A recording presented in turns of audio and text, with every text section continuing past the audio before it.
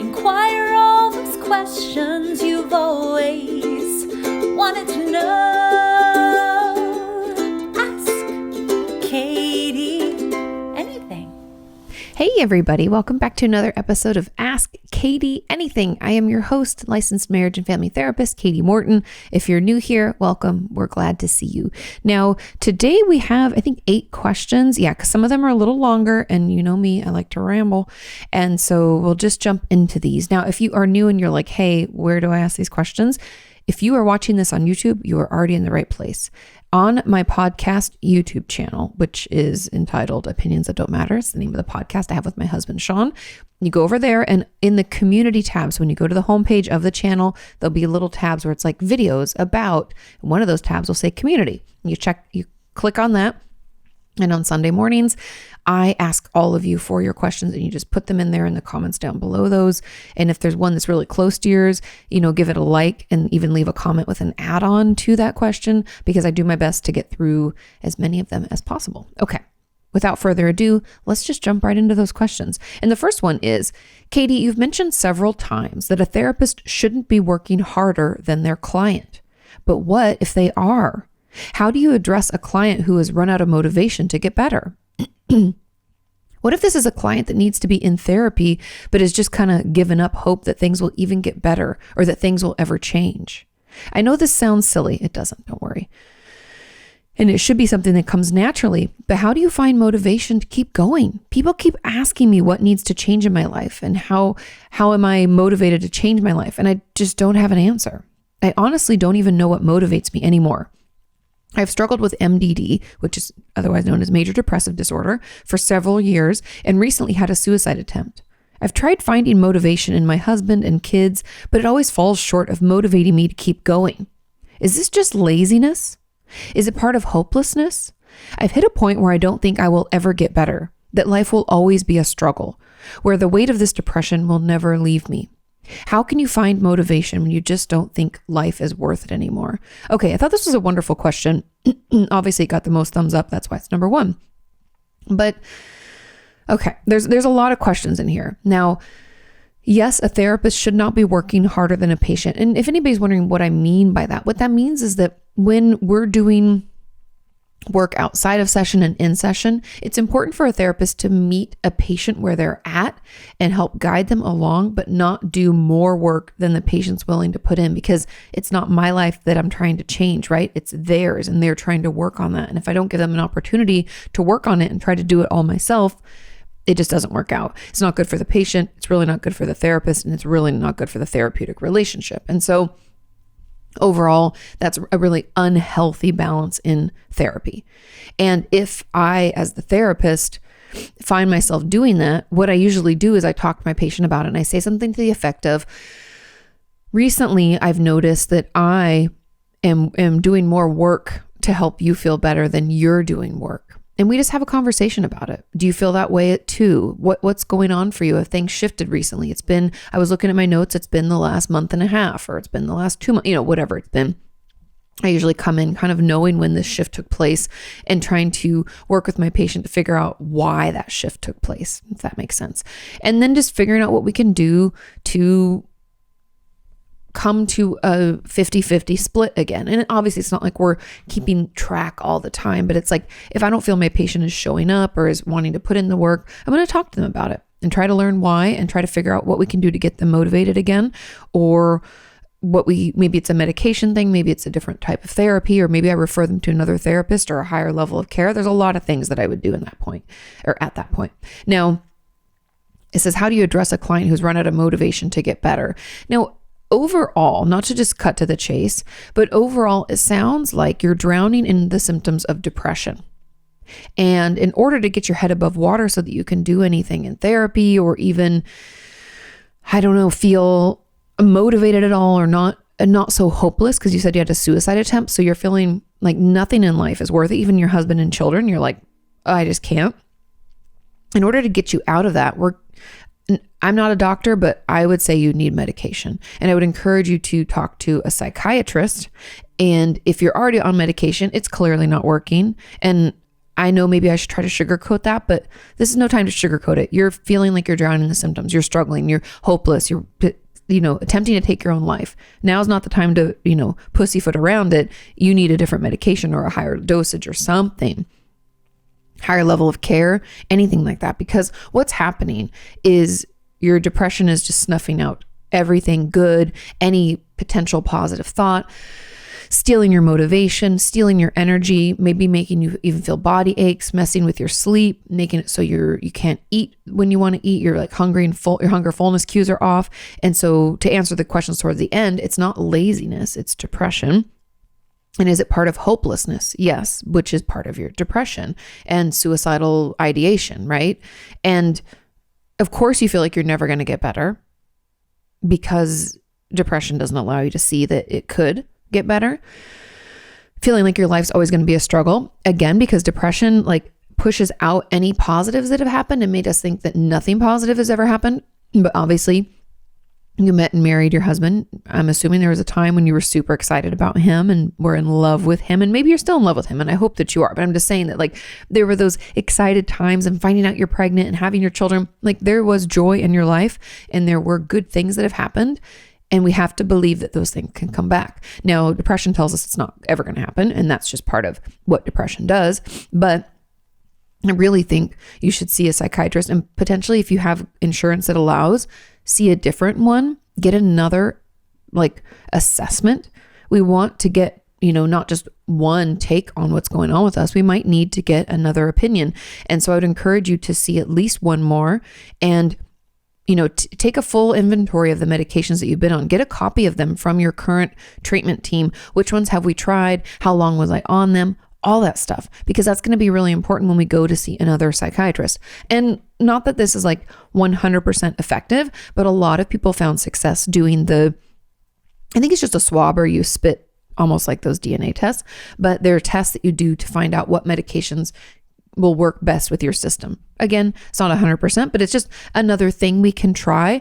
Most insurances cover them in the States. From patients whose insurance didn't, I want to say it was like $100.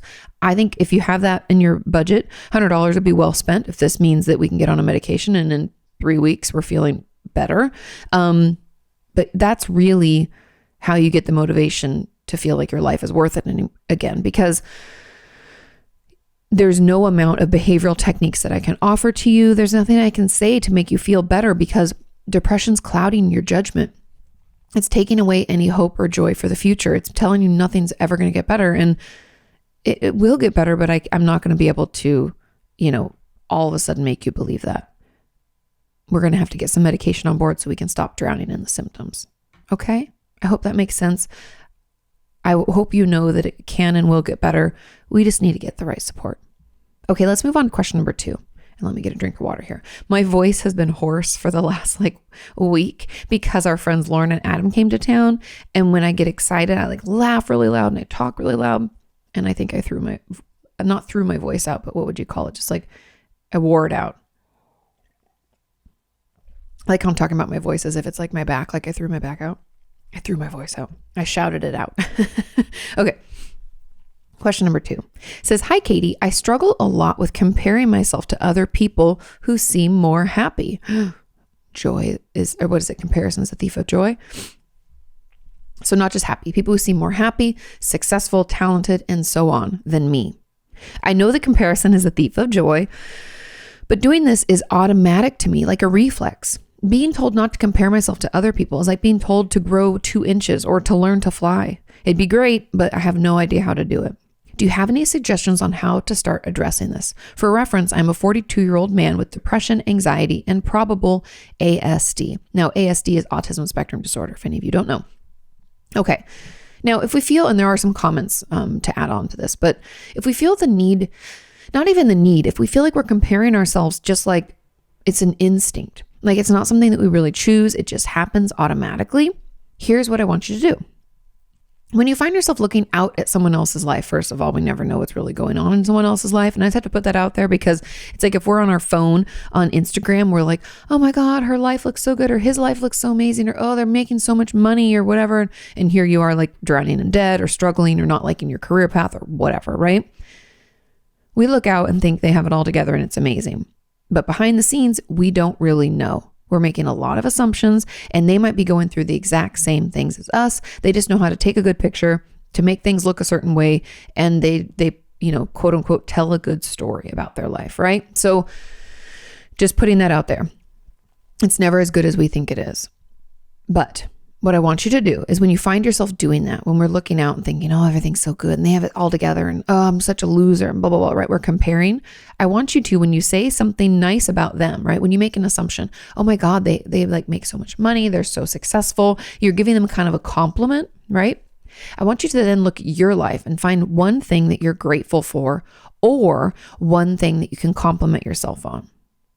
I know you hate it, but it's important. We have to do this work. I know it's tedious, but it's important. The reason that this is such a knee-jerk reaction and something that you find yourself doing all the time is because you've been doing it with such regularity. The only way to stop a habit like this is to replace it with another habit or to add on another habit, which is kind of what I'm doing here. I'm not telling you to stop. In fact, the more you do it, the more you're going to have to compliment yourself and come up with more things to be grateful for. And you can't repeat them in the same day. So your grateful things can't be repeated in that day. And you can't have your days be the exact same either. I want you to mix it up. We need to come up with new things that we're grateful for or things that we want to compliment ourselves on. Okay. I know it's going to be hard, but we're changing a habit. It takes a lot of work to change a habit. It took a lot of work to put this into place, and it's going to take some effort to pull it out. But it's not that you just can stop doing it. We have to train our brain to think and do it in a different way.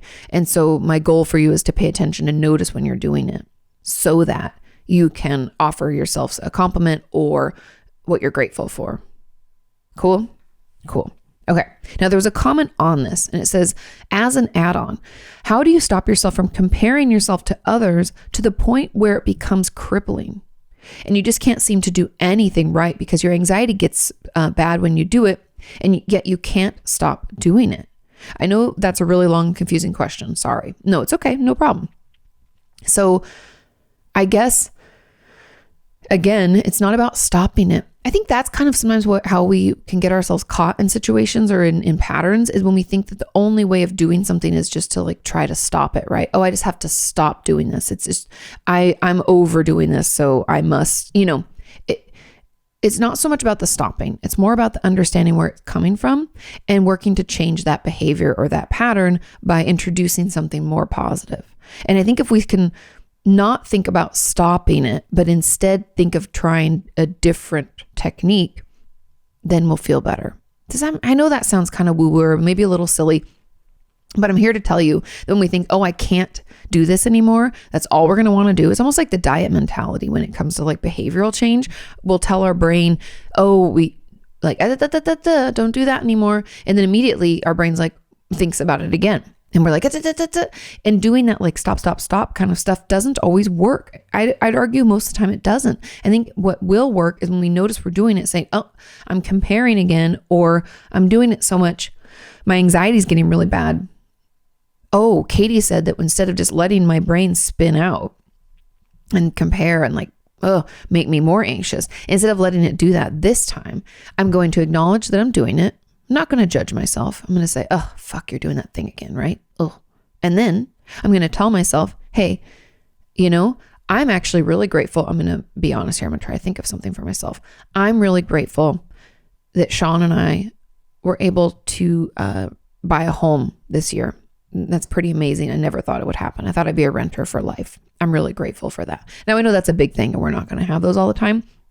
But another thing I'm grateful for is that I got a good night's sleep last night. Doesn't always happen, right? Super grateful. Also, look, I'm putting these out there so maybe this will get you guys started and spark some ideas. I'm also grateful to the fact it's not raining today so that Roxy will go outside because our puppy is afraid of the rain. You heard it. I know it's true. She doesn't like it. She won't, it's like hard to get her to go potty. It's been a stress. So I'm grateful for that. I'm also grateful it's getting colder outside. I'm grateful that when I got up, I had my favorite bread. It's like the sourdough bread with everything bagel seasoning on it. It's amazing. Also, I have my cold brew. Grateful for that, right? It doesn't have to be, I think sometimes we think these things that we're grateful for have to be these big things. And sure, those are important and they are there. But also there's a ton of small things to be grateful for. Like my voice is kind of coming back and my throat isn't sore from screaming with my friends and having a good time, right? I'm grateful for that also, right? That I was able to do that.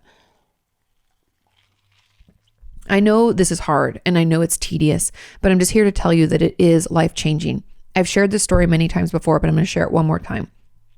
There was a period in my life, multiple periods, not just a period, let's be honest. But there was a period in my life when it was like my sophomore year of college, if any of you don't know. And my mom's dad, so my mom's father, had offered to pay for my school.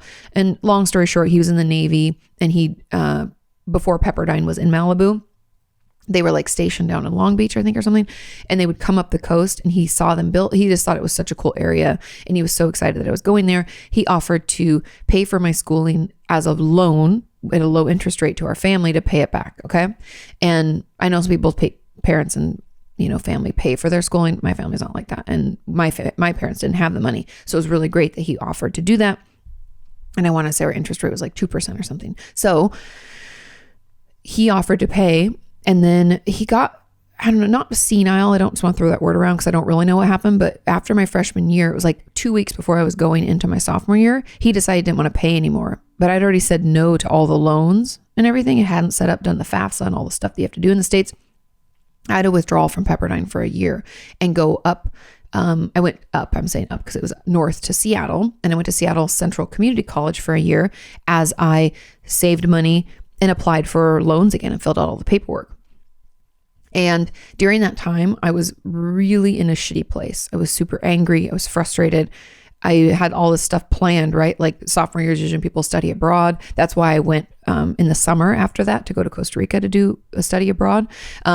Anyway, long story short, I was in a really deep, dark place and I was really upset and I was really angry. And during that time, one of my close friends at the time told me I was hard to be around, and she did it in a loving way. It was hard for me to hear, I'll be honest. But she was like, "You're really hard to be around. You're so angry all the time and frustrated. Like, I don't really want to call you." Like, and she was, again, doing it out of love. And I thought on it. And I was like, yeah, I don't even like to be me. You think it's hard to be around me? Imagine being me, right? I was like, I got to fucking change this. So I got back into therapy and started doing this thing where every time I saw someone out in public, I would give them a compliment. Now, I know you're thinking, like, what does this have to do with like comparing? Because isn't that comparing? No, I would give them a compliment and then I would force myself to compliment myself. And it took a lot of work and I hated it. And it was funny when I first started doing it, I would find myself like doing like shit talking. Like I try to give a compliment, but in my mind I'd be like, ugh, and those things are terrible, or I'm terrible, and blah. And I'd like want to spin and like spiral in to the pit of despair and like negative thinking. And I was like, no. And I'd force myself every time I said something negative to then come back with something positive. And it became super annoying and tedious. But I tell you what, it pulled me out and I stopped having such negative trains of thought. I stopped being so angry at myself and everybody else. It's not to say, obviously I was working in therapy to like figure out the misplaced anger. And it was more because I was mad at my grandpa and him not really, caring. And even when I tried to talk to him about it, he wouldn't reply. It was like all sorts of shit.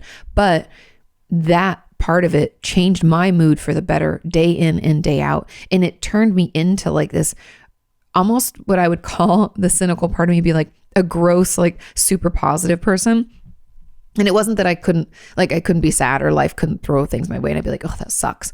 But day in and day out, I just felt better. I felt more hopeful. I was more able to like look out at people and be excited for them and be excited for me. And them having good things didn't take from me. And I know that's a lot, and I'm sharing a lot of information that may or may not be helpful, but I just want you all to know that we all struggle with comparison. We all struggle with negative thought spirals and thinking that everything in our life is terrible. And I've been there. Like that's just one example, right? There's been multiple times I've really had a tough time. I'm human too, but it does get better. And doing that tedious work little by little becomes habit. So now I find myself, and I'll have chunks of time where I'm not good like this. Don't think that I'm perfect. But now when I see people, I'm like, that's so awesome. Good for them. Like I'm actually excited. I get excited for people doing well. I get excited when people like, I'm out in public and someone's like wearing something really cool and different, like a funky outfit. I'm like, good for him or her. Like they look so amazing, so happy. And that's so awesome. And I no longer find myself looking out and being like, son of a bitch, like I'm not doing anything as good as them. And like, I don't do that anymore because it's more focused on like excited and good for them, and then excited, good for me. And doing that tedious work helps. I hope that makes sense. I hope it's helpful. If not, and I'm way off base, I apologize, but it's not about the stopping those thoughts. It's about channeling that energy into something different, and doing what I'm talking about little by little will make you feel better. And it boosts your confidence too. It's just an added nice bonus. Let's move on to question number 3. Now, this one's an interesting one. It says, "Hey, Katie, I was recently diagnosed with psychological non-epileptic seizures. Can you explain what exactly this is and how something psychological can turn into the physical? Thanks, Katie. Have a great day." Now, I have a video, from years ago about psychogenic movement disorders, and you can look it up. I linked it in the description, so you can click that link too and watch. Now, these non-epileptic seizures. So here's what we know is that it can come, and also I'm not a specialist in this. A lot of times, people who do specialize in this work hand in hand with neurologists to ensure that nothing organic is going on, like that it's not something happening in our brain or in our body. There's no other reason for these, and that's a really, really important thing to weed out. But it can come from things like conversion disorder, fictitious disorder, any of the things. Essentially, it's like I think another one of them, and I'm forgetting, let me open it up here really quick, and I apologize. I had this open, but I didn't think I needed it. So, okay, it can come from a conversion disorder, somatoform disorder, or, and this is just giving you some terms to look up, and you can also watch my video where I talk all about this, factitious disorder, and I think that is it. Okay, that's all from the research that I had done. Because they're not like tremors or Parkinson's, because these type of movements come on quickly and can go away quickly and go away for like weeks or months, and then all of a sudden come back. And I'm going to tell you what I know about them, and then I encourage you to ask your treatment team for more information about them. If there's any, I haven't found any good books about this at all. I've read some articles, but they're definitely really, really clinical and really research based. So they're not like the best. But the reason that these happen, from my understanding, is when we get so overwhelmed, right? There's a level for each person, what's going to mean overwhelm and what overwhelm can cause, right? A lot of us have been overwhelmed and dissociated. All of a sudden we're like, I'm spaced out. I feel like I'm out of my body or I'm out of my environment. I don't really remember anything from that time. Or maybe I have a panic attack, or maybe I just completely shut down and like have to sleep. I've had a lot of patients and even friends who are like, I just have to nap. I can't, right? We just shut down. So we all have these like overwhelm examples of how our body can react. Now, if we're overwhelmed all the time, let's say I'm constantly dissociated or so hypervigilant when I'm out of my house that it's hard for me to leave my house. And if I do go out, I feel exhausted. And then when if I stay out for too long, I completely have a meltdown and like have a panic attack. Then I dissociate and I like have to lay in my car until I'm ready to go home because it's not safe for me to drive. Okay. Just some examples. Now, if that's happening all the time, or let's even say we're one of those people who like looks like everything's together on the outside, but inside we're overwhelmed and freaking out and dissociating or whatever, along come psychological non-epileptic seizures, or the psychogenic movement disorders, meaning movements that we have or make, like seizures or strange movements, that have all to do with our psychological health and nothing to do with our physical health. And I believe these are a result of a consistent state of overwhelm, a difficulty with the environment.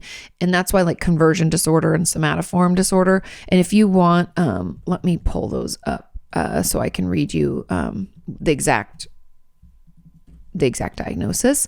So conversion disorder is a medical condition in which the brain and body's nerves are unable to send and receive signals properly. Okay. So we're not getting the signals. They're not being read, properly. Somatoform disorder is also known as somatic symptom disorder, SSD, or psychosomatic disorder, is a mental health condition that causes an individual to experience physical bodily symptoms in response to psychological distress. Again, that distress. So overall, just to kind of put this back together, is I believe these non-epileptic seizures that you're having are as a result of feeling overwhelmed for a long period of time, feeling in distress. A lot of my patients who have struggled with like more of the tics, not so much the seizures. I've had patients and it's not just, if we have autism spectrum disorder or ASD, we can do what's called stemming, or where it's like, we kind of like do movements like rocking or tapping. It's these repetitive movements that can help, they're kind of soothing to our system. They help us feel a little bit better. That's not what I'm talking about here, but we can do certain things like flick a hand. It could be like a movement. I had a patient in the hospital who did like these little tics with her head, like her neck movement. And if she get really overwhelmed, she'd do kind of like these little neck rolls. Now, everybody's gonna be different, but it's just one example. But it's just because of that consistent state of overwhelm or potential trauma in our past that we're like working through, and it just feels overwhelming altogether. I even have a lot of patients who rock, and it has nothing to do with ASD. It's part of the like self-soothing, right? Because think of like a baby, you rock them. But seizures, I think, because it's not like a soothing, I think it's kind of a reboot for our brain when we feel overwhelmed. Now, again, I'm not a specialist. I'm not a neurologist. I'm not, I haven't done research into psychogenic movement disorders or non-epileptic seizures. But overall, the one consistent thread that runs through them is just that state of overwhelm, feeling like things are just too much. We feel too distressed or too whatever, that we just can't cope. And so our brain kind of reboots on its own. And the sooner we can find ways to calm our system, or maybe even dig down to figure out what the root of this really is. Is it trauma based? Is it, maybe the distress of my life is too much and I need to make some changes? Like whatever it is that we can kind of track it back to, if we are able to change those things and remove those stressors a little bit, I think we will feel so much better and these seizures will go away. And that's why we see them kind of come and go quickly, is all about like resilience and our ability to cope, or the ways that we are coping. And I know that's not like a complete answer, but again, I don't specialize in this, but those are just the things that I know about them based on the research I did for that video, and the things that I understand within what I do. Some people do have movements that they do that are like I said, factitious disorder, which is a mental illness where we like kind of pretend that we're sick or having an issue to get attention or to get medical attention. And again, that's not a bad thing. I know there's lots of judgment when we need attention. Everybody needs attention, but there can be a lot of different reasons. But with seizures and what's happening with you, I think it's just that overwhelm, and we have to find ways to help you calm down. Question number 4 says, "Hi, Katie. I was wondering, and I hope this isn't too insensitive, but it seems that everyone is struggling with their mental health to an extent. But if it's so common, why does my therapist tell me that it's okay that I can't just push mental health aside when everyone else has to just get on too? How can I not judge myself for not being as functional? So much comparison this week for not being as functional as other people when other people struggle too and get stuff done. I hope this makes sense. I find it hard to validate my depression and anxiety when everybody and their goldfish nowadays talks about having anxiety and depression too. Doesn't that make it more common than not? And thank you for answering my last question. Of course. Okay. Yes, it feels like everyone struggles with their mental health because most people do. 1 in 4 globally are affected. I mean, with the pandemic, I'd argue it's like 4 out of 4. Like everybody's having a tough time. But here's the kicker. Other people having a tough time doesn't mean that you can't have a tough time either. And we don't know, again, kind of going back to what I was talking about, like seeing things online and comparing that way, where we don't know the full story. You don't know someone else's full story either. You don't know what it means to them when they say they have crippling depression or anxiety, because that's their business. That's their experience, and everyone's experience is valid. Now, your experience is that you're having a really tough time and it's making it hard for you to like function in your life, which, by the way, is part of the diagnostic criteria of almost every mental illness. So your depression and anxiety are crippling. And that is what it is. It doesn't really matter what anybody else is doing. Theirs can exist too. It's not like pie. There's not like a limited amount of depression and anxiety to go around. And by you taking a slice, you're like taking from someone else. No, that's not how this works. It's really, you have a struggle. They have a struggle. All struggles are valid. And I don't know why we feel the need to compare when it comes to like illnesses. I don't know if this happens in physical illnesses, but I would assume not. Like if I had the flu, I wouldn't, talk to this other lady on the street and be like, oh, you had it too? Well, how bad was yours? Because, I guess maybe mine, and when she told me how bad hers was, I'd be like, I guess mine wasn't that bad. Maybe I really didn't have the flu. Like you wouldn't do that. That's just not how we are. So I don't know why we do it when it comes to mental illnesses. I wouldn't be like, oh, you got a cold? Oh, that means mine probably wasn't that bad if you have a cold too. Everybody seems to be having a cold right now. Damn.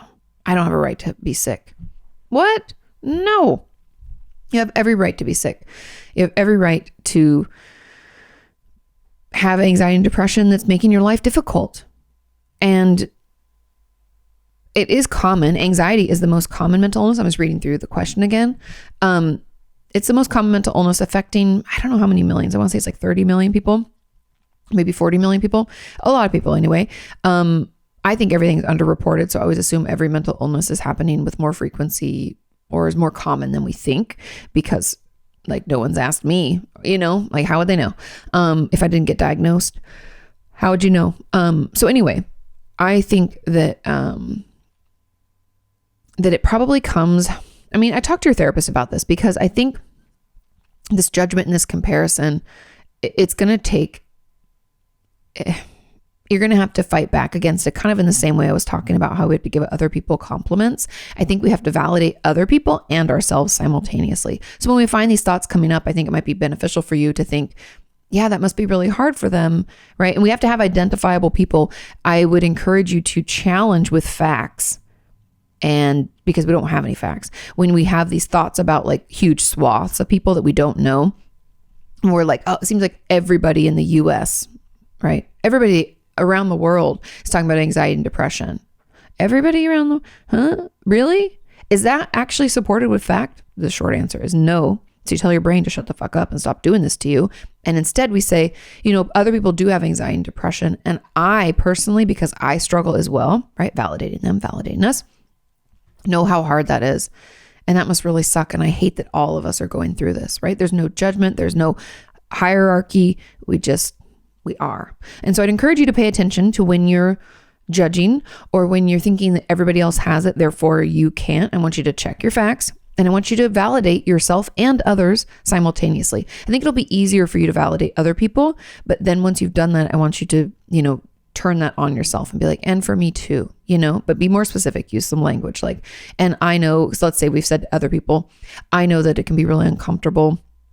And it's really a bummer that people are going through it. I wish there was better help out there, but I also feel, the ramifications of it, or I feel the symptoms of it. And sometimes it's debilitating and that sucks for me too. So we're validating. Again, tedious. Again, I know it's exhausting, but I just want you to know that it's not pie. There's plenty to go around, and someone else having something doesn't mean that we can't have it. And it is super common, but again, that doesn't mean that you can't have your feelings and your struggles about it, because everyone's going to be different. Everybody's level of resilience, meaning their ability to like weather life storms, is going to be different. Everyone's ability to like white knuckle and push through, which I do not recommend. That makes a lot of things worse. Like I've had tons of patients over the years who like stuff it down, and then come to a day where they just can't do it anymore, have repeated panic attacks. Maybe they have to leave their job or they have to go into inpatient, right? Just because someone looks like they're managing it better than us doesn't mean they are. And it also doesn't mean that we can't still have our struggles. So notice the judgments. Don't necessarily work to stop them, but do validate and check your facts on it, because I think you're making a lot of assumptions. And just because something's common doesn't mean that we can't have it too. And yeah, I hope that helps. I know it's hard. I know we're in a tough time right now, and comparison is strong because people are spending more and more time online because we're not out socializing as much. We're getting back into it, which I'm really grateful for, but just pay attention to it. Like, and I'm glad, or I think you said you're talking to your therapist about it. Maybe not. Yes, you said your therapist tells you it's okay. Yeah, let your therapist know what you're going to try and that you're going to try to do this, and have them check in on it for you so they can, hold you accountable to your homework. And keep me posted, okay? There was a comment on this and it says, on the opposite end of the same subject, I always get from people, including my therapist, that I look like I'm doing just fine. Oh, internal distress. Like no one can tell, including my therapist, from looking at me that there's anything wrong. We can be really good at hiding it. When all I feel is like that I'm 2 seconds away from falling apart. Most days I get out of bed because frankly, I have too many things going on that I can't not get out of bed. But the only thing I want to do is just stay in bed and pull the covers over my head and never come out again. Taking care of myself is getting harder every day. And that's all I hear from everyone is you have to take care of yourself. And it just feels like my therapist doesn't get it. She says she believes I'm depleted, but she'll say I look fine and that she can't tell there's anything wrong looking at me, as if that's the only way to tell. Come on now. Which is just confusing. How should I look? And it didn't help that I just got bad news from my doctor about my current health status. I just want to be able to express how bad this all feels, how close to the edge I'm feeling, and that I really need to do something about it before it all comes crashing down. However, even trying to do that is just so difficult with my anxiety. There are days where I just feel like it's too hard to keep fighting people to do what they're supposed to do, and I just want to give up. But at the same time, I'm afraid of what it would look like or what might happen if I do. It's like those bad thoughts are right there waiting to take over, and I won't have energy to fight them off. As always, any insights you can give me would be greatly appreciated. I thought this was an interesting aside from this, or like an add-on, because a lot of us look like we have our shit together, but internally we don't. And what I would challenge, here's a question I have for anybody who's out there feeling like that. What would it mean for you or for your life or the people in your life if you didn't hold it all together? Because there's a reason that we're like, gotta look so tough or look so put together on the outside. There's something in us that's telling us that that's the only way to cope. And I'm curious about that.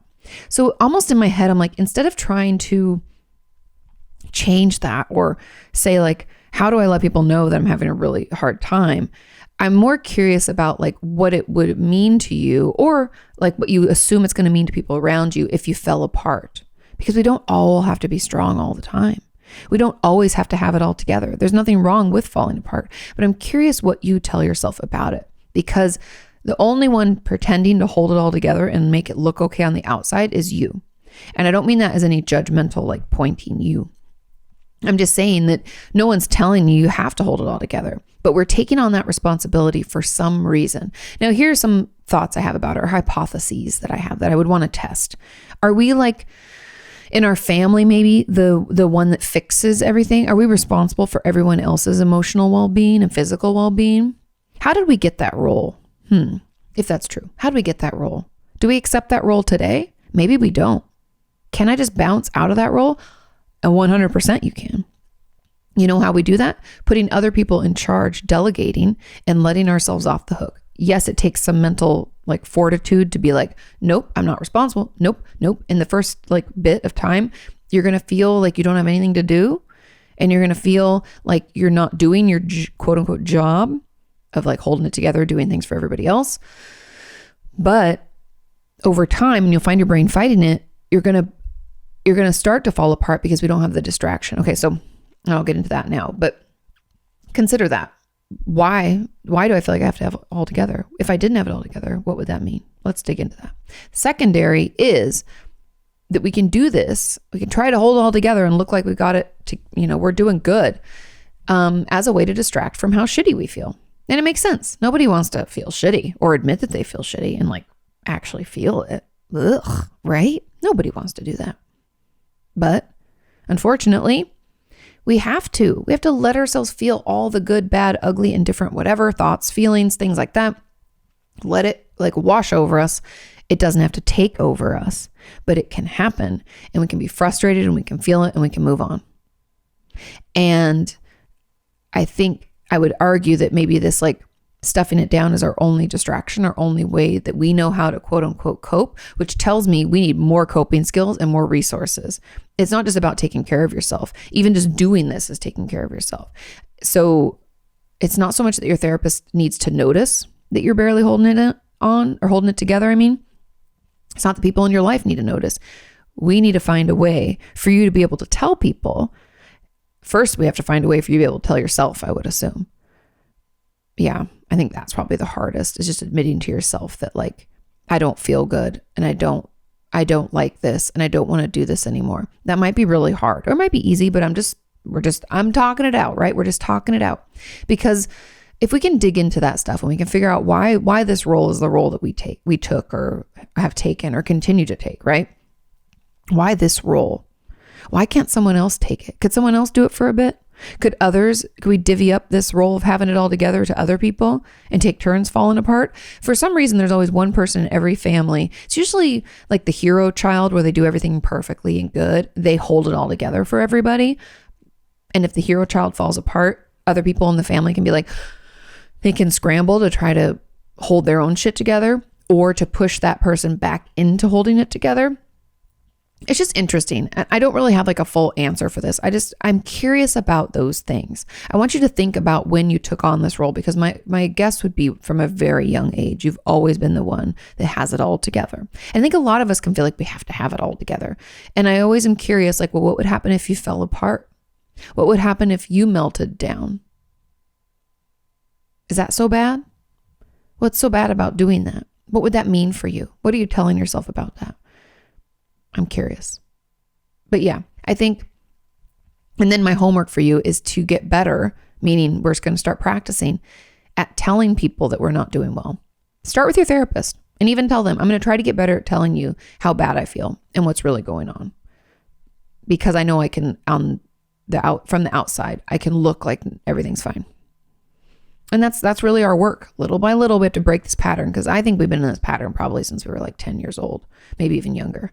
But that's my hypothesis. Let me know what you think. Okay, I think this is the final add-on comment. Nope, there's two more. Another question on this says, as an add-on, what if you're very high functioning? I have anxiety and attachment issues, and I sometimes self-harm. And my psychiatrist talks about a depressed state, but I'm not feeling depressed and I can get my work done most of the time. So I sometimes wonder if I'm not just exaggerating the whole thing, because I don't feel like my symptoms are bad enough to warrant a diagnosis. Like I probably have some subclinical depression and anxiety, but I feel like this doesn't really count as a diagnosis. My therapist said that some people can have a lot of resources and still struggle a lot. It was very validating. Your therapist is correct. Again, everybody's level of resilience or number of resources, their ability to weather life storms, can make them better able to white knuckle through life, meaning I can just hang in there. I can get to work or school. I can do my job or study. Heck, I can even do something socially. But then when I'm not doing those things, I'm like, oh, like I need a nap. I'm like comatose. I have to like lay down. I can't do anything else because I have to recharge. It's taking all my energy for me just to barely hang on.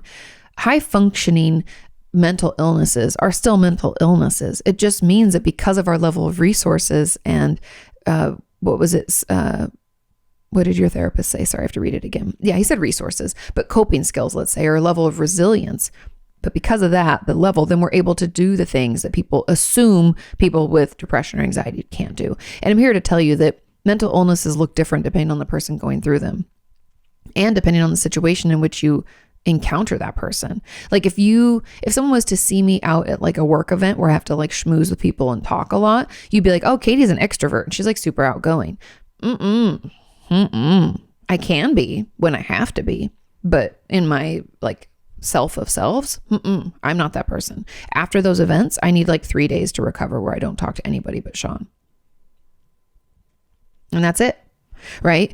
And so maybe when you see someone, you're like, oh, they don't seem depressed. They're super happy. Well, yeah, I saw them at like this 1-year-old birthday party where they were there for 2 hours and they just like put on a happy face and did the thing. And so everyone, I say all that and I won't belabor it anymore, but everyone's going to look a little bit different. And that doesn't mean that a diagnosis is not met or isn't warranted. It just means that for us, it just looks and feels different than what it looks and feels like for someone else. Not everyone with every mental illness has it in a severe type. I don't know why we think that in order to warrant us getting help or to get a diagnosis, we have to be severely disabled. Like we have to struggle to do anything. What that really means is we often need a higher level of care. And we probably waited way too long to reach out for support. People wait too long anyway. I even as a person who goes into therapy, waits too long to get back into it. So that's what that means. It doesn't mean that help is more warranted, or that we earn it more, or that that it's valid. It just means that we have a lot more to work through. And truly, the sooner we get in to see someone, the sooner we start working on it, the better. And so I would argue that you just have a ton of resources and coping skills. Your resilience level is really high. You really work hard to do that. And that's why you're able to do like the bare minimum and hang on while you try to figure out, what's going on and work through it. You still can feel shitty, and you still have, I think it was anxiety and depression that you talked about. Yeah, depressed state. Yeah. So your depression is still there, but you just have a lot of ways to cope and ways to deal. And so it doesn't come through in the way that I think you've assumed that it should. Okay, now the final add-on to this says, regarding people minimizing grief and the fact that losing a grandparent is a common experience. Why do we think that common means that we don't have a right to feel bad about it? Just because something happens to a lot of us doesn't mean it doesn't fucking suck, right? Like take COVID, for example. A lot of people have been getting COVID. I luckily haven't. I'm gonna knock on wood. A lot of people gotten COVID. Now, just because a lot of people have gotten it doesn't mean that when I found out that my mom's boyfriend Larry had it, that I couldn't be crazy worried about him and making sure he's okay, by the way. Full recovery, totally fine. Just because it's common doesn't mean I can't feel the way I need to feel about it. So just throwing that out there. Just because a lot of people lose their grandparents and it's a common experience doesn't mean that we can't be devastated. When my papa passed away, I was devastated. And I still sometimes am like sad about it. My phone kicked up a photo from like 3 years ago. It was like memories, memories. And it was my papa with my niece B. And I was like, ooh, just because it's common doesn't mean I can't feel the way I need to feel about it. Okay, so and this person goes on to say, I lost my grandparents 6 years ago, and I'm just now dealing with some of the guilt and grief related to that loss. Yeah, sometimes it can be complicated, right? I have a whole video about complicated grief that I would encourage you to watch. Their deaths were within the same week. Oh my God, I'm so sorry. And super sudden. It was a total shock to me, actually. I think I stuffed it for a long time because life was just too crazy. Is it common for people to do this and to not deal with it until years later? Yes, especially in situations like this. I had lots of well-meaning people tell me to just be happy that they're in heaven, not suffering anymore, etc. That's such bullshit. So maybe I just also stuffed it because I didn't feel like it was socially acceptable for me to talk about my sadness around it. It's super hard for me to even talk about it now, but I'm doing it in therapy. And it's not even the reason that I went to therapy to begin with. People don't, some well-meaning people say a lot of things that are hurtful. Unfortunately, that's just, those are the facts. People say shit because they don't have any understanding or knowledge of psychological, health or grief and how grief is. Like, sure, that's why grief can be complicated too. We can feel relief sometimes when people pass away when they've had like a chronic illness, but that doesn't make our grief or us missing them any better or any less. Like my papa passed away in October of 2019, and my grandma she was like traumatized by it. She read my book. You guys, it was the sweetest thing. I sent her one of my books, and she read the first chapter or whatever, and she called me and she's like, sis, I read your book, and she's proud, and because she's my grandma and I love her. And she was like, I think I was traumatized by your papa's death. And I was like, of course, Graham. Like, they were married for, oh God, like 65 years or something. No longer than that. Like 68 years. Anyway, really, really long time. He was her best friend. They'd been together forever. And she found him. Right? And she is still dealing with it. It's been 2 years. There's no time limit. And when people tell us like, oh, they're better because he had COPD and his health was deteriorating. He was 86, in a way you could feel relief for him. Like, oh, it felt, or like I had a friend, like a family friend, the grandfather, he got Alzheimer's, and it got really bad. And the wife felt relief when he passed away, but it doesn't mean she didn't miss him. And it took her years to process it. So I know I'm getting in the weeds on this a little bit, but people don't understand what grief is like. And sure, we can feel good for them or happy for them that they're no longer in pain, but that doesn't mean that we can't feel shitty about it and wish they were here. And I know then there's this complication like, oh, I'm being selfish. I just wish they were back. No, you love them and it's hard. We've lost a person. We want that person in our life. Like even when my dog Corny, we had to put him to sleep because he was getting so sick. I missed him and I wanted him around. It wasn't that I didn't understand that it was probably better for him to not be in pain anymore. But that doesn't also, that his relief or the relief of the pain physically that they might be experiencing doesn't mean that I have relief from the grief, right? One doesn't negate the other. They can both happen at the same time. And so when it comes to grief, especially when people tell us that like, it was a shock, so that's a trauma. So you were traumatized, I just want you to know. And people told you just like be happy for them. So you didn't really feel like it was appropriate for you to express your grief. It's taken you 6 years to even begin that process. And grief is so complicated. So all in all, you can watch my video about complicated grief. I also have a video about, I think it might just be called like feeling relief when someone dies. Maybe that's what you look up on YouTube. But both of those things hopefully will help you feel validated in the comments too. And just know that grief takes time. We all work through it at our own pace. It comes and goes. And it's okay for you to feel sad. It's okay for you to work through it at your own pace. And it does get better. I don't know if that is gives you any relief or any hope for the future, but I'm here to tell you as someone who's lost people in my life, my dad and my grandpa and my other grandpa and grandma, like it does get better. So hang in there. Okay. And if you hear barking, it's because Roxy is, she's a very spirited puppy dog. Okay. Question number 5. It says, hey, Katie, I have a question about therapists showing emotion in session. Last week, I was talking to my therapist about my suicidal ideation and some rituals around attempting.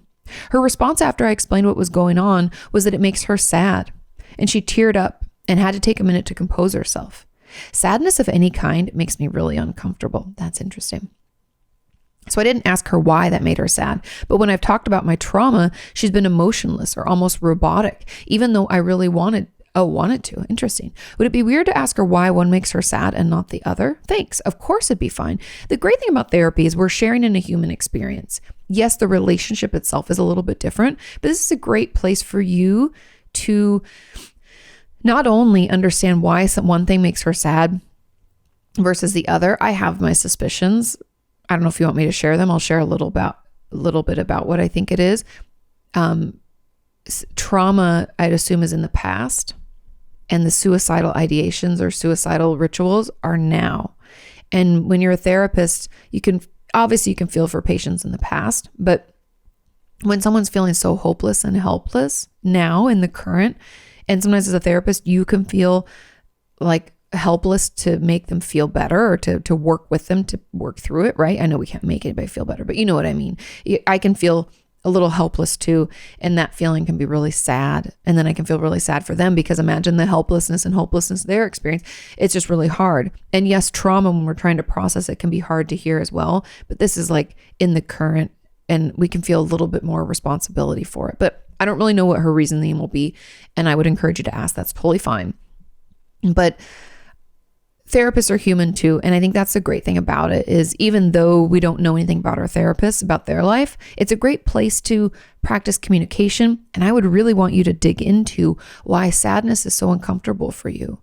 What is it about sadness? Does it feel overwhelming? Are you afraid you won't be able to pull yourself out of it? Is it something that has never been expressed to you? Or if you were sad, did you get punished in some way? I'd be very curious about that and dig into that. And I think this conversation with your therapist will help initiate that conversation. Okay? And keep me posted. It's interesting. But yeah, I think overall, therapists are people too. And some things might just, get us more than others, poke those buttons. Let's move on to question number 6. This question says, hi, Katie. I feel like I don't know who I am. I am so used to mirroring people and reflecting their emotions rather than actually feeling it, that I no longer feel like me. And at times, I don't really feel like I'm real. I don't know what my values in life are, my desires, hopes, or just in general, what makes me up as a person. I feel really empty almost like a shell of a person. Why do I feel like this? And what can I do to discover myself? This is so common. Often, especially when we're people pleasers, but we can dig into that. So mirroring people, if anybody doesn't know what that really means, it's like when we're kind of like mimicking other people and like doing what they do as a way to get them to accept us and to feel connected. It's a very useful tool. And a lot of people, a lot of autistic people will use mirroring as a way to do the social cues that they might not know how to do otherwise, if that makes sense. And so if someone seems really upset, they want to like mirror that expression to make sure that, you know, even though they feel it, those, if you guys don't know, those with ASD don't often reflect emotionally the same way that we would do, like facial expressions, or they don't understand social cues in the same way maybe we would, or feel the need to do them in the way we would. And so they'll mirror, many people will mirror as a way to fit in and feel connected, because obviously we need connection too. And just because we can't express it in that way doesn't mean we don't feel it, right? So anyway, that can happen. And it can lead to a lot of us, whether we're people pleasing or whether we are on the spectrum or just struggle with our own emotions, we can feel like we don't even know who we are or what we like and don't like, which is when we need to enter into a little period of our life of self-discovery. And it takes time. We're not just going to be able to flip a switch and figure out who we are, but here's what we can do. And I'd encourage you to do your best to try to have like childlike wonder when it comes to this. Be curious about things. Want to try new things. Sign up for a class. Take a online course about something. Join a group that hikes. See if you like that. Maybe you don't, but we got to try it. And so trying new things is going to be key. Meeting new people, doing things, putting ourselves out there and just saying yes to a bunch of random types of activities and interactions and events. Just say yes. Maybe we'll even start going down a rabbit hole of music, listening to different things, trying different foods, ordering from different restaurants, all that stuff. Just sometimes it helps. I had a patient years ago. We would pretend that she was like an alien from a foreign planet and she didn't understand anything. And I was like, okay, what do we want to learn about this week? What are we really curious about? And she'd be like, I really want to understand like the fish in the sea. And I was like, well, read up on the fish. Is it interesting? And I know that can sound really goofy and really silly, but trying to have childlike wonder about something and pretending that we're an alien from another planet. I know as adults, we're like, we don't play pretend anymore. We're very serious. Oh, that just fucks us up. It doesn't allow for us to figure things out and to be curious, because the truth about this is everybody is constantly discovering themselves. We're always changing. There's things I thought I didn't like that I like now, and things I thought that I, like that I don't. It goes back and forth, like, don't like. I don't even know. I'm trying to think of a good example. Oh, okay. I used to hate, as a kid, I used to hate Brussels sprouts. I think most kids hate Brussels sprouts. As an adult, fucking love them. Why? Because I don't think I was cooking them right as a kid. My mom had them frozen and would boil them and they'd get mushy and I thought they were gross. As an adult, I understand that I like them in the oven, crisped up. So does my mom now too. Surprise, surprise, because nobody likes mushy vegetables. That's just one random example. I used to think I loved hiking, loved being outdoors and walking along. Turns out, don't like it anymore. I'm changing, right? And we're all changing. So I say all that to let you know that you're not alone in discovering yourself. All of us are constantly discovering ourselves, especially, well, not all. Some people don't want to learn about themselves. We're just like cut off and we're not really challenging ourselves. But for those of us who are trying to feel better and do better and grow, we're doing that all the time. So open yourself up to that.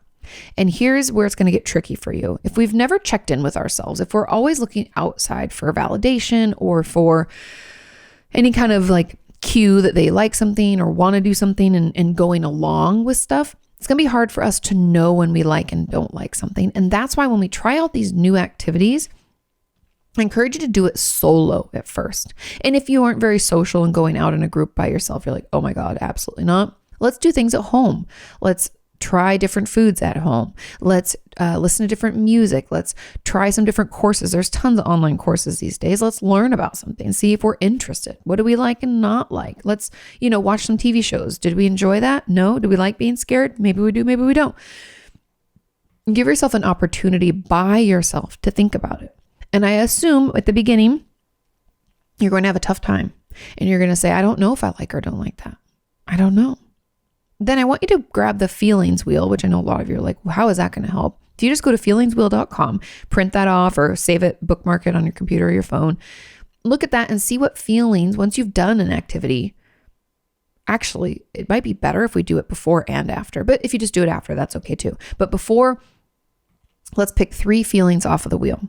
What are we feeling? What are we experiencing? Maybe we don't know. That's okay.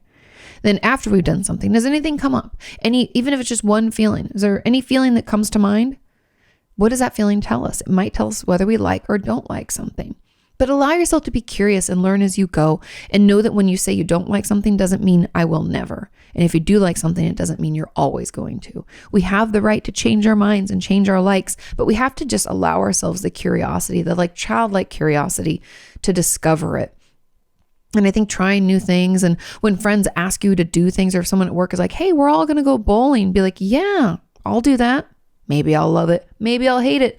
I don't really know yet. Right? And that's why it can be helpful to have that feelings wheel on your phone, because when you get in your car after bowling with some people, you can look at it and be like, you know, I actually feel energetic or excited. I think I like bowling. And we're going to learn as we go. We're going to keep doing things, because maybe it wasn't really the bowling. Maybe we're really an extrovert and we like being around people. Do you see where I'm going with this? So have that childlike wonder. If you find yourself making assumptions, well, I don't think I'd like that. Well, let's try and find out. I want you to always have me in your head saying, well, let's just try and find out. Let's see. Well, let's do it again if we're not sure. Maybe we do like it. That part was fun. Right? So yeah, let yourself be curious. Let yourself, be non-judgmental, and slowly but surely we'll learn about ourselves. And again, it's constant, something we're all going to have to do. And it's best when it's done by ourselves, because then we're not really influenced by other people thinking that we need to please them first. Okay. There was a comment on this that said, same. I feel like I've become a shut down version of myself whose only goal is to get along with and please others and not be a problem or a burden in any way. I have trouble forming or expressing my own opinion or making decisions because I'm scared of what others may say or think. I feel so empty, or like I don't have an identity. I suspect that it comes from anxiety, people pleasing, and constantly comparing myself to others. But knowing better isn't helping me do better. How do I start changing this? I'm not in therapy at the moment, but I'm hoping to be in a few months' time. Also struggling with depression and an eating disorder. Interesting. So depression and eating disorder, I think, are a result of this, because we're like, all of our upset or dislikes are going inward because we don't feel free to say them outwardly. But that's a whole nother conversation. It's tricky. Again, doing things on your own, I think, is going to be really important. And what I would encourage you to do is to start journaling so that we can do this before therapy. And the way I want you to be curious. So at the end of the day, I want you to look back on your day, or maybe the day before. If you don't have anything that happened that day, that's okay. We can look back farther. But I want you to consider the last decision that was made around you, not one that you made, but one that was made around you that affected you. Like everything from who drove to the event or whatever, when you left, what restaurant you maybe went to, what time was set for something, who was in charge of what, like maybe it's a potluck, or who was going to call who, or who, let's say at work, who was responsible for a certain part of a project. I'm trying to think of other things, but hopefully you get the gist. Any decision, what brand of something you purchased at the store, or whether or not you got something that you wanted, stopped or not stopped at Starbucks or something like that, like small things throughout our day, the decisions that we make. And I want you to pay attention to those, jot some of them down, like let's do 2 or 3. And then I want you to journal about how you felt. Now, you might not know right away, or maybe instead of how you felt, because I know feelings can be kind of triggering and we can be like, I don't know, and shut down. What's your opinion on that thing? Like, let's say it's something small, like I'll make up an example of my own. So I wanted to stop at Starbucks on the way home and Sean didn't. And so we didn't. Okay. Let's say that's the decision. So in my opinion, I was bummed, right? I really wanted to, because I had been craving their bacon Gouda sandwich. I'm making stuff up here. And I hadn't had a soy latte in a while. So my opinion is that I gave in and I was bummed out, and it kind of made my morning a little rough. Okay. And it's just journaling. I'm just thinking about an opinion or I'm thinking, not an opinion. I'm thinking about a decision that was made where I didn't stand up for myself, or I didn't say anything, or I didn't push for my way. Again, not everybody gets their way all the time, by the way, but I'm considering a situation and what happened, and I'm just slowing it down. Because in order to stand up for ourselves, or in order to make decisions or push for our way, we have to first understand like how we feel about things and our thought process. And then there's something that another member of our community does this, and I love it. And I even do it myself sometimes too, is like, is it the end of the world if I advocate for my thing? Like, let's say in that Starbucks thing, that would have added what, 5 minutes, maybe 10. Let's say it was super busy. 10 minutes onto our drive home. Would that have affected anything? Did he have a call? No, he didn't have a call he had to be on. Did he have to edit? Yeah, but it didn't really matter. 10 minutes. It's just 10 minutes. It's not the end of the world. And guess what? Then in my journal, I would write, in that scenario, I could have pushed for my way and it would have been fine. And I want you to do this. I know it's kind of slow and tedious again, but paying attention to that and considering when something's the end of the world, or when is it that big of a deal or not? If we just take the time to do that, we can lower our anxiety, right? Because by doing this, we're kind of checking our facts. We're slowing down the process, and we're giving our brain other things to look at besides just the worry spiral of like, oh my God, no one's going to like me. And then Sean's going to be mad I made him stop. And then he's going to be really grouchy all day. I have no facts to support that. But if we go through this is why we're doing it for past things in the day. We're not doing it in the moment. I'm going to start there and then build up to situations, because some, like that Starbucks situation, can be repeated, right? It could happen next week. And guess what? Then I'm going to advocate for myself. I'm going to push to stop because I've already thought about it, and I think it's great, and I think it can be okay, and it won't be the end of the world, right? And so do that little by little, because that's the best way to start changing it. Sure, there's a lot of work we can do in therapy on like our confidence and our people-pleasing behavior and healthy boundaries. But for right now, I feel like that will help us see all the ways we're bending over backwards to help other people, or doing things to please others when those things aren't really important. That's something I do know as a recovering people pleaser, is that the things that I thought were important or would upset someone, don't. And I was like weighting things with much more, putting so much more weight into certain things that didn't actually matter at all. And so it was like causing me extra stress, and I was doing all this extra stuff for no reason, essentially. But I couldn't see that when I was in it. Now there's an add-on, and it says, how can we know when who we are when it feels like our whole world has revolved around our mental illness? And that's almost become who we are. I don't really have hobbies or anything like that. Again, going back to the beginning when I answered that question, it's like having childlike curiosity, being curious about what we like and don't like, and trying new things will really help. And then it just takes time. And like I said, we're all trying to get to know ourselves. So just give yourself an opportunity to slowly learn, trying like 1 or 2 new things a week, depending on how big the thing is, right? Maybe let's keep Starbucks as an example, or coffee shop. Maybe every day we always just get our coffee black because that's just what we've always done. And that's what we were told we should do at one point. And we just never went back. Then maybe tomorrow we try a latte. See if we like it, right? We don't know if we don't try. Maybe you get 2 drinks, the one that you normally get, and something else. So if it sucks, it sucks. We throw it out, whatever. Okay, we wasted $3 or $5 or whatever. Doing little things like that will slowly help us learn. And it'll help you learn about your hobbies. You got to try new things to know if you like them. And I think as adults, sometimes we think we can't try new things. And I'm here to tell you, you can. And sure, it can be kind of scary, and we can feel like, oh my God, I'm older. Like I remember when I studied abroad in Costa Rica, there were older people in the school that I was at, and they were just as much a part of it as I was. And a lot of them said, I put it off, and I thought I was too old, but I still wanted to do it. And so I just took the plunge, just tried. I think that's great. Okay. Somebody else said, I grew up trying to be like others. I'm struggling with this too. Where do I begin? Again, I think I've given a lot of examples for that. And the last one says, this question really resonated with me. Katie, I know you sometimes talk about the importance of gaining mastery in something, but do you have any advice on how we should decide what to gain mastery in? I think it goes back to that curiosity and trying new things. Give yourself an opportunity to try new things. And when you find something that you think you like, let's try it again. And do it again. Like I'll give a good example personally, paddle boarding. So I tried paddleboarding for the very first time with my girlfriend Joanna and her friend Nat. We went out to go paddleboarding. This is like years and years ago, probably maybe 6 or 7 years ago.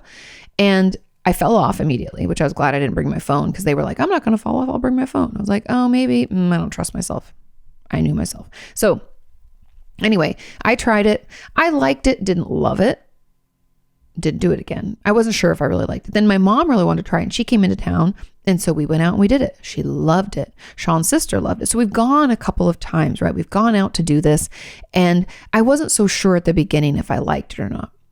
But I love being in the water, and I love being able to jump in the water. And now Sean and I, every weekend, now it's cold, so we won't be doing it now, but throughout the summer here in Austin, we drove out like the 30 minutes to Lake Travis and paddleboarded. We even went down really close. We're pretty close to Barton Springs. So we went down there and paddled along the water there at Lake Austin. And I love paddleboarding, and I also love kayaking. And I thought I hated kayaking because I tried it once with Sean down in Orange County once, and I thought it was horrible. Turns out I just didn't know what I was doing, and that's why it was so horrible. So anyways, long story short, try some new things. Be curious. If you aren't sure, try something again. And once we find something that we're like, I think I like it, that's something that we'll build mastery in. And I think because we're coming into the winter, make sure it's something that can be done indoors, regardless of the weather, so that we can really get it going. Maybe it's a good time to try to put together a really good playlist, or to work on music or cooking, or, something that's indoors. I don't want you to think that you can only gain mastery in like things like playing an instrument or learning a foreign language. No. These can be anything from like, I'm really good at putting together a menu for a party, or I'm really good at organizing this thing or that thing, or I'm also really good at cleaning out email. I don't even care what it is. I know it sounds silly, but I don't even care how silly it is. If it's something you kind of enjoy doing, you're like, this is kind of weird and like esoteric, but I'm going to do it. Keep doing it. So if something is just like not sucky and you're not really sure, try it again and again. And once you start to think, you know what, I've checked that feelings wheel and I feel good afterward, that's something that we want to build mastery in. We want it to be something we enjoy. And again, you can change your mind. So let's say we're like, oh, I was going to get the best gravy because Thanksgiving's coming up or Christmas is coming up. I was going to, figure out how to make the best turkey gravy, but I'm trying it. It's like my fourth go and I'm sick of it. Move on, something else. Maybe let's try coloring next. I don't even know anything. Just finding something that you want to do, that you feel good doing, and you can change it all the time. Because even just the learning about that and getting better and then deciding to stop is all about learning about yourself and feeling better about yourself. It's all good. Okay? Hope that makes sense. Let's move on to question number 7. This question says, hi, Katie. Does attachment to your therapist always have to stem from childhood wounds? Good question. I'm really attached to my therapist, but I don't have any history of emotional abuse or neglect in my childhood. My mom was present and there for me my whole life up until my 20s a few years ago when she left and wasn't there for me. And that's when my therapist came into my life. Could this be the reason? Yes, it could. Even though I was an adult, of course, parents are very important in our life. I always hear you talk about this with emotional neglect and trying to have your therapist fill a void, but it doesn't seem to be the case for me. Any thoughts or advice? It says also, I don't have any traits of BPD, and I know that this can cause attachment issues. Yes. You are correct. Now, being attached to your therapist isn't in and of itself a bad thing. It's the level of attachment. We can feel connected. I'd like to use the word connected instead of attachment. We can feel connected to our therapist, meaning that we feel like they see us, they hear us, they get us, and we look forward to seeing them. We want to see them, each and every week. And it's something that we feel like we need. That's all healthy and good and fine. When we're really attached to our therapist, it is usually because we're trying to fill a void in our life. Sure, most of the time, it comes from some kind of childhood wound, meaning that it was either abuse or like a parent wasn't there for us in the way that we wanted or whatever, but not always. Again, everybody's going to be different. And the fact that your mom just kind of left a few years ago, I'm not sure of the whole context, obviously, but she's not there for you. And then your therapist came into your life, and it's obvious to me, I guess, that the timing of this is everything. We lost one of our main supports and another support came in around the same time.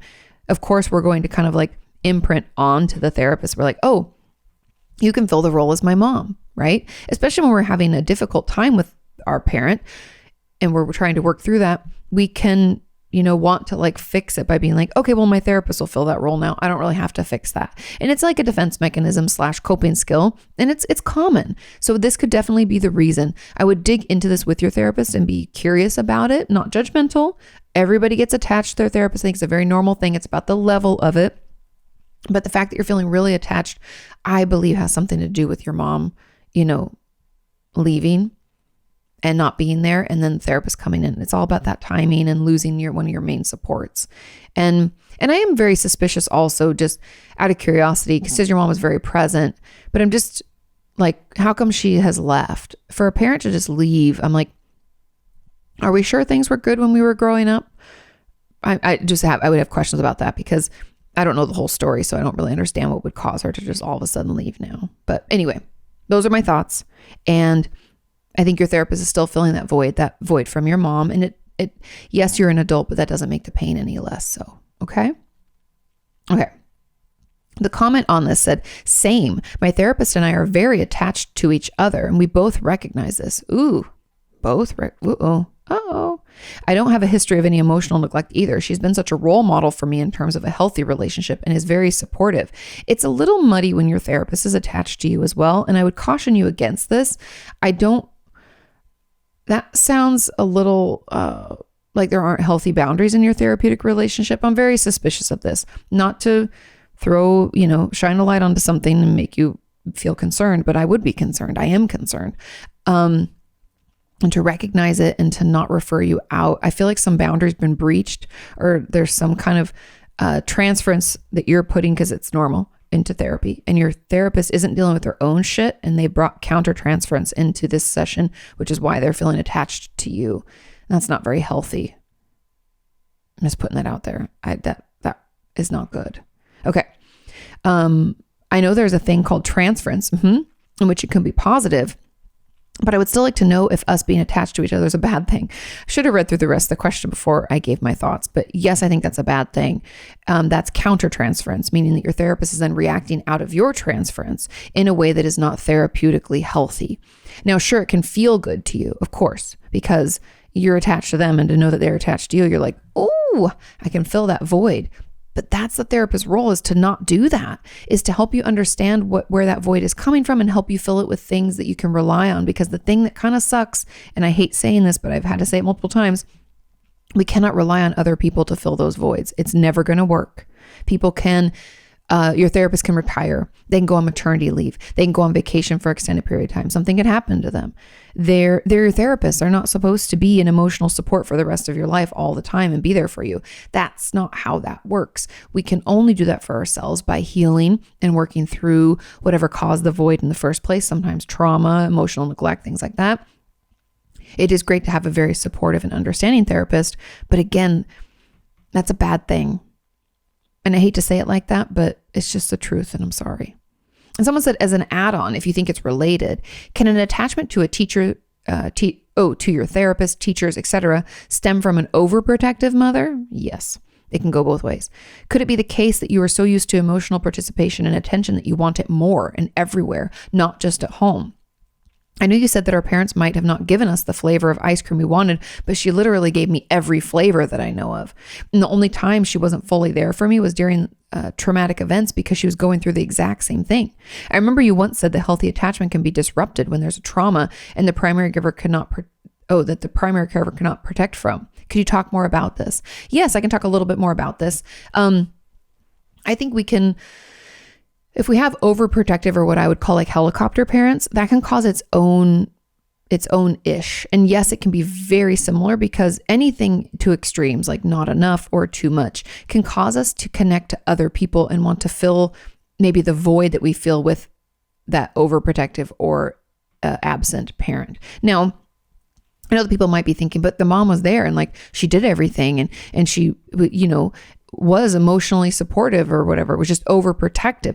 The overprotective or a helicopter parent can actually be kind of traumatic, and it doesn't allow for us to be very independent or to get to know who we are without someone telling us who we are all the time. It can also cause us to revolt, right? Kids can have overprotective parents and then go on to like rebel and do things that their parents would never let them do. Like I was just talking to a good friend of mine whose mom was super strict about food, and that growing up, like she's lucky she doesn't have an eating disorder. I was like, oh my God, thank God.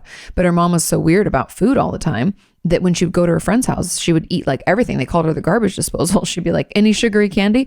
Don't mind if I do. Cookies? Yes, please. Pizza? You betcha. Because her mom would never allow for any of those quote unquote bad foods. By the way, all foods are good, just FYI. But anyways, when we have an overprotective parent, we can get an attachment to other therapists, teachers, and other people who give us what we actually need, which isn't overprotection. It's actually emotional support. Just because a parent is like super overprotective and helicopter doesn't mean they're meeting our needs. That means they're meeting their needs because they have high anxiety or, PTSD that they haven't managed. And so they're like hyper vigilant and overwhelming, all the while still neglecting us. Does that make sense? I know I kind of took a long time to get to that point, and I apologize, but that's why it can happen. And I know we always think it's the neglect, but neglect looks a lot of different ways. It's not just that they're not there. They can be there and they can be doing all this stuff, but they're not asking us how we are because they're telling us how we are, or they're telling us what to do, or they're telling us we can't do things because it's too scary. It's too much, and we can feel neglected in other ways. And so therefore, when we find maybe a teacher at school who listens to us and asks us how we're feeling and doesn't pressure us to do one way or the other, we can be like, oh, this is exactly what I need. And we want to put that person in that void that we've been feeling from home. And so, yes, that's how that can happen. Okay. I hope that makes sense. Now, final question, and it's just a fun one. It says, hi, Katie, happy belated birthday. Thank you so much. I had a wonderful birthday. Said, can we get some pup dates? No questions for me, really. Just want some Roxy news. Now go take a vacation, please. Now, I just got back from vacation and it was lovely. It wasn't as vacation-y as I would have liked because Sean still had to work, so we didn't really do much, and I still worked a little, but it was just nice to not have a ton of calls and meetings all day like I normally do. So that was kind of nice. I didn't have to like write a bunch of videos and prepare all that stuff either. So that was all good. Roxy news. Okay. Roxy girl has started her training. She was assessed, and it was funny. They gave her like a little report card, and Sean and I were like, it's all the stuff we already know. Like, she doesn't calm very easily. She has a shitload of energy. She wants to jump on new people. If there are other dogs around, she wants to know what they're up to and has to be over there. So she has a really tough time focusing. So if we're working with her to like get her to sit, stay, come, all that stuff, we have to do it like in the house or in the backyard where she can't see or hear from any other animals. Because even if a dog barks and we're in the backyard, she's like, she can't contain herself. So she's starting training, and we're very excited about that. Overall, she's good. She's definitely gotten into things, and like Sean, unfortunately, I don't know what it was she even got into, but she threw up one night, and we're like, oh my God. And I called the vet, and they're like, don't worry about it. She's okay. If it goes on for more than 24 hours, and then she's always fine. But little girl, just, she's a puppy. She eats and gets into everything, and I have no idea what it is. And she finds stuff in the backyard. I'm like, where'd you even get this? What is this? I'm like, what's in your mouth? Right. And she never wants to show me. But overall, we love her. She's adorable. And she's getting bigger every day. Our vet thinks she'll be like 50, 60 pounds. We still don't really know what kind of dog she is. She kind of looks like a pit bully mix, but then also has some bull terrier look, definitely, like in her chest and just the size of her. So we'll see. But we love her very much. And she's super sweet. And she's definitely got a lot of personality. And she's very stubborn. But yeah, and the only thing I'm kind of bummed about is we're going to Washington in December to visit my family, and we can't take her with us. I don't know how to fly with her. I don't want to put her in the cargo hold. That would break my heart. And there she's like, she knows I'm talking about her. But since she's already 40 pounds, by the way, she can't go under the seat, but I don't know if I can like buy a ticket for her. Anyway, I've had a tough time trying to figure out how to. So her old foster mom is going to take her for the week, and she'll get to play with her doggos and their property, and that will be wonderful. So she's going to have a great time, but I'm just going to miss her. So it's more selfish than anything. And I don't know if she'd even want to fly. She might like freak out. It might be too much for Sean and I anyway. But yeah, we love her. She's great. And I try to put her on my Instagram stories and Instagram all the time. If you want more Roxy news. Okay, everybody, have a wonderful rest of your week. Have a wonderful weekend. Take care of yourselves. Remember, be curious, not judgmental about what's going on, and we're all just learning about ourselves. Thank you for sending in your questions, and I'll see you next time. Bye. Or why your feelings hurt. You can ask her why breakups suck or why you've hit a plateau. Inquire all those questions you've always wanted to know. Ask Kati.